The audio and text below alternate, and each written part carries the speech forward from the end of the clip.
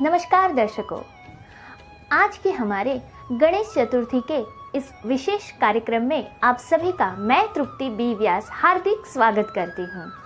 दोस्तों, आए दिन मैं और मेरी पूरी टीम योर चैनल की आप सभी दर्शकों के लिए आध्यात्मिक अलग अलग कार्यक्रमों का आयोजन करती हैं।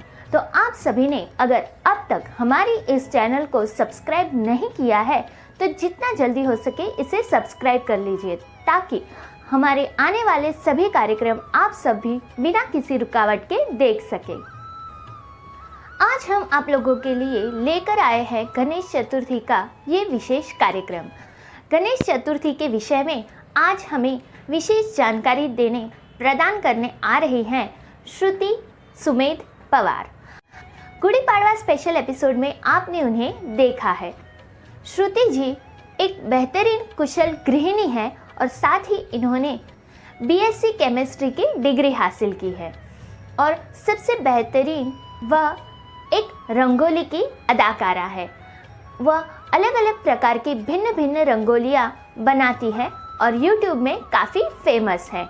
तो आइए चलिए हम श्रुति जी के मुख से गणेश चतुर्थी की विशेषता, इस दिन के पीछे कौन सी कथा है वह भी जानते हैं और साथ ही साथ गणेश चतुर्थी की जो प्रथा है जिसमें हम सब गणपति जी को अपने घर लाते हैं, यह प्रथा की शुरुआत किस व्यक्ति ने सबसे पहले की थी, इन सभी बातों की जानकारी श्रुति जी से प्राप्त करते हैं। तो स्वागत है श्रुति जी आपका। नमस्ते। सबसे पहले आप सभी दर्शकों को मेरी और मेरी परिवार की ओर से गणेश चतुर्थी की हार्दिक शुभकामनाएं। योर चैनल और महासत्ता बनेगा मेरा देश की टीम का बहुत बहुत धन्यवाद, जो मुझे इस कार्यक्रम का हिस्सा बनने का मौका दिया।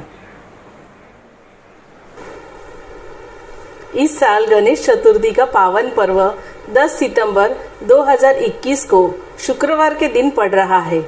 वैदिक ज्योतिष के अनुसार मध्याह्न काल गणेश पूजा के लिए सबसे उपयुक्त समय माना जाता है।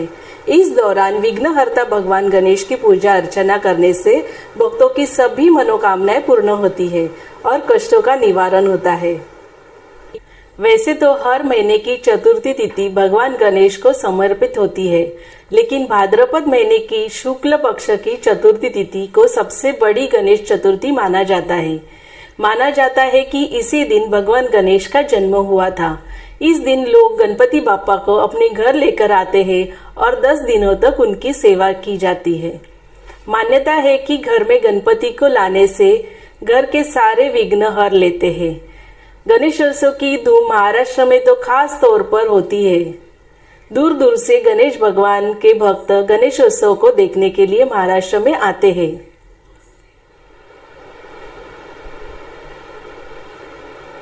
चतुर्थी के दिन स्नानादि करके स्वच्छ वस्त्र पहनकर गणपति बाप्पा को लोगों के साथ लेने जाएं। गणपति की मूर्ति खरीदते समय ध्यान रखें कि मूर्ति मिट्टी की ही होनी चाहिए, प्लास्टर ऑफ पेरिस या अन्य केमिकल्स की नहीं। इसके अलावा बैठे हुए गणेश जी की प्रतिमा लेना शुभ माना गया है। उनकी सूंड बाई और मुड़ी हुई होनी चाहिए और साथ में मूषक उनका वाहन जरूर होना चाहिए। मूर्ति लेने के बाद एक कपड़े से ढककर उन्हें ढोल नगाड़ों के साथ धूमधाम से घर पर लेकर आए। मूर्ति स्थापना के समय प्रतिमा से कपड़े को हटाएं और घर में मूर्ति के प्रवेश से पहले इस पर अक्षत जरूर डालें। पूर्व दिशा या उत्तर पूर्व दिशा में चौकी बिछाकर मूर्ति की स्थापना करें। स्थापना के समय चौकी पर लाल या हरे रंग का कपड़ा बिछाएं और अक्षत के ऊपर भगवान गणेश की मूर्ति स्थापन करें। भगवान गणेश की मूर्ति पर गंगाजल छिड़के और गणपति को जनेऊ पहनाएं। मूर्ति के बाएं और अक्षत रखकर कलश स्थापना करें। कलश पर स्वास्तिक का चिन्ह बनाएं और आम के पत्ते और नारियल पर कलावा बांधकर कलश के ऊपर रखें। इसके बाद विधि विधान से पूजा आरंभ करें। स्वच्छ आसन पर बैठकर सबसे पहले गणपति को पंचामृत से स्नान करवाएं। इसके बाद केसरिया, चंदन, अक्षत, दूर्वी, पुष्प, दक्षिणा और उनका पसंदीदा भोग अर्पित करें।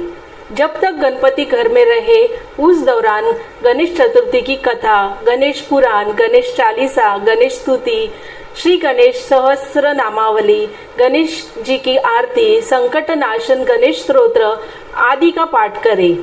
अपनी श्रद्धा अनुसार गणपति के मंत्र का जाप करें और रोजाना सुबह और शाम उनकी आरती करें। माना जाता है कि ऐसा करने से गणपति परिवार के सभी विघ्न दूर करते हैं। हम सभी उस कथा को जानते हैं कि कैसे गणेश जी हाथी के सिर वाले भगवान बने। जब पार्वती शिव के साथ उत्सव क्रीड़ा कर रही थी तब थोड़ा मैल लग गया।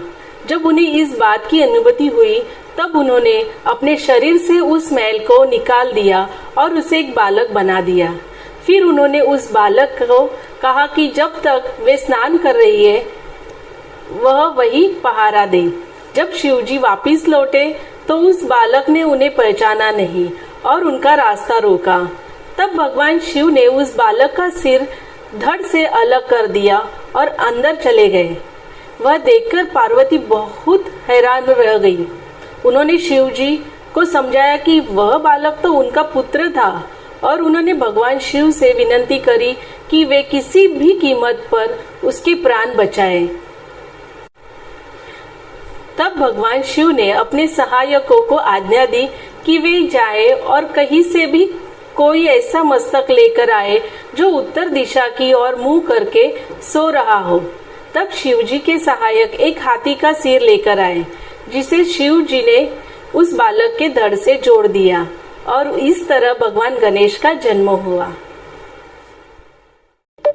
जब शिव जी ने उस बालक के धड़ से हाथी का सिर जोड़ दिया तब देवी पार्वती ने भगवान शिव से कहा कि इस रूप में मेरे पुत्र की पूजा कौन करेगा।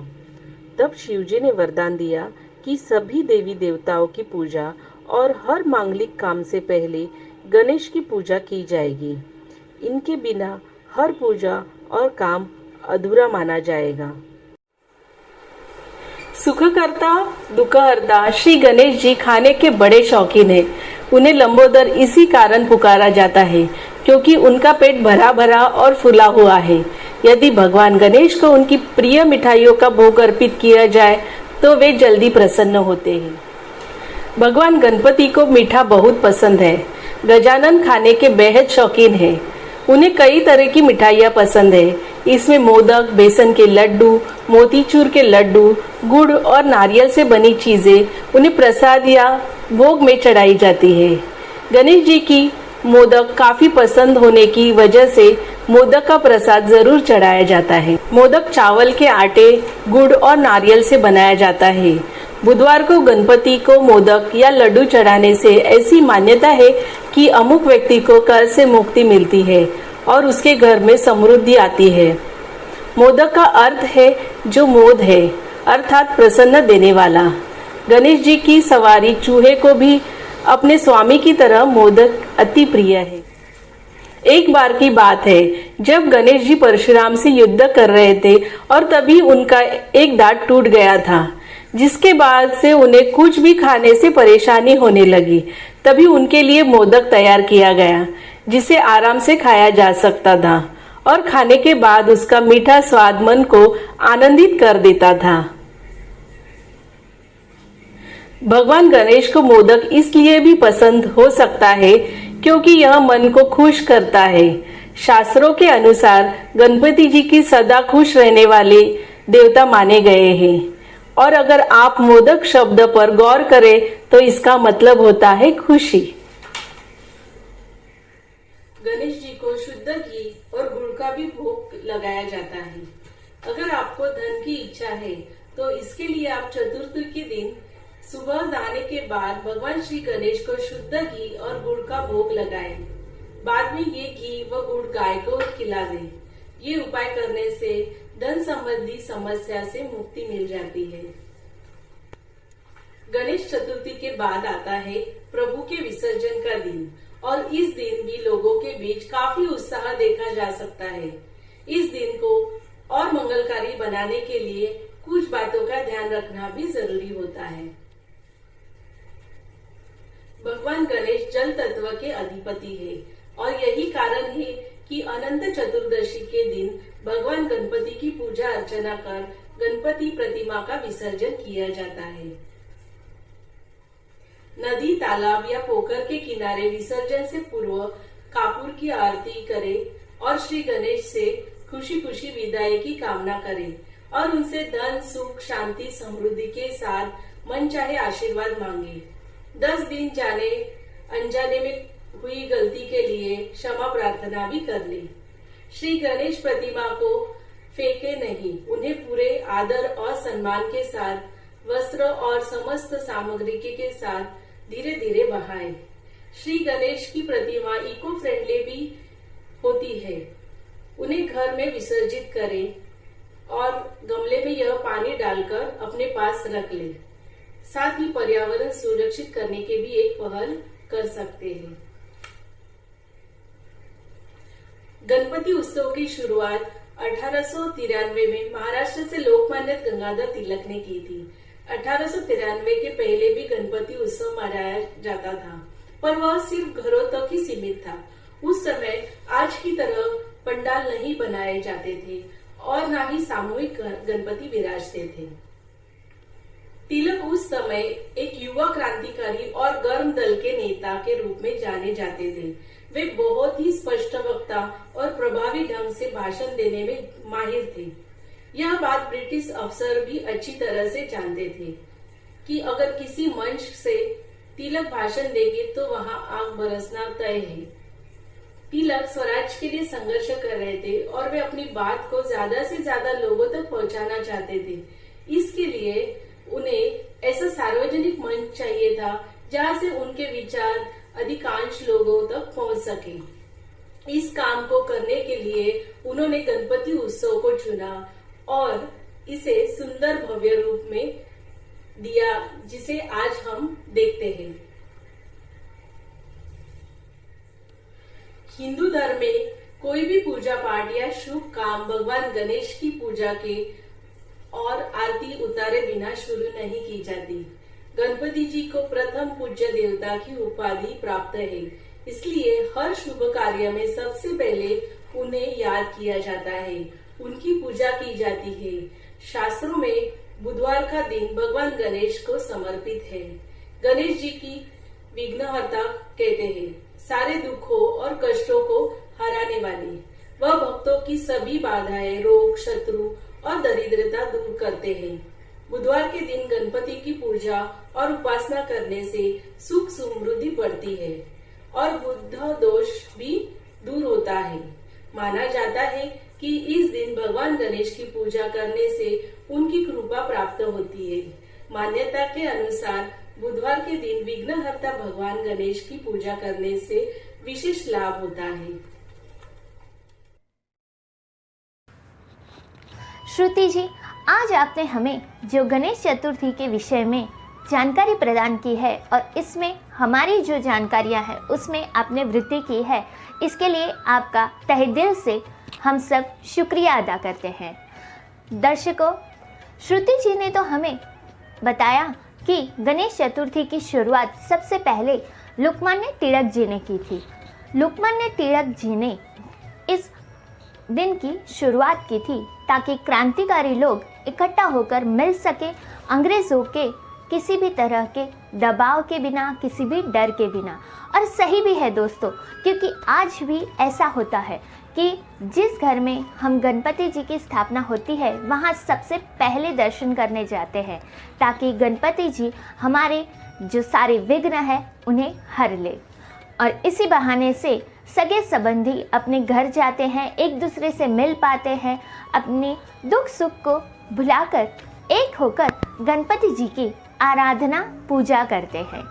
तो दोस्तों, गणपति जी के कई अलग अलग नाम हैं, जिनमें से कुछ इस प्रकार है: गणेश, गणपति, गजानन, विनायक, वक्रतुंड, विघ्नहर्ता, लंबोदर, एकदंत, सिद्धि विनायक, गौरी सुताय, गणाध्यक्ष, भालचंद्र, वरद विनायक, विघ्न विनायक, उमापुत्र, लंबकर्ण, महाबली, महागणपति, मंगल मूर्ति, बुद्धिनाथ, धूम्रवर्ण, एकाक्षर, गजकर्ण, गजवक्र और भालचंद्र।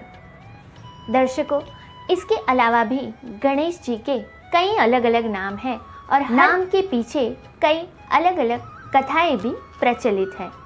आज के लिए तो दोस्तों बस इतना ही, और हम आशा करते हैं कि ये गणेश चतुर्थी का त्यौहार इस बार हमारे घर से ही नहीं, हमारे देश से ही नहीं, मगर ये दुनिया पर आया हुआ जो विघ्न है कोरोना नाम का, उसको हर ले हमारे विघ्नहर्ता, और हमारे सबके जीवन में सुख और शांति फैले, रिद्धि सिद्धि की सभी को प्राप्ति हो और शुभ लाभ जो गणपति जी के पुत्र माने जाते हैं वो सभी के जीवन में फैले।